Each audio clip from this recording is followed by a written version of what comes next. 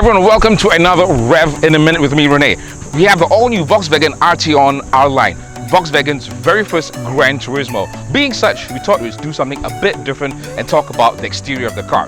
First of all, it has a really low hood, one of the lowest we've seen in any Gran Turismo. And also, we have a very striking grille with integrated headlights, frameless windows, a C-shaped pillar with a coupe-like roofline. And the Gran Turismo look carries on to the rear of the car with this really nice built-in spoiler, Bentley-inspired third brake light with integrated signal lights.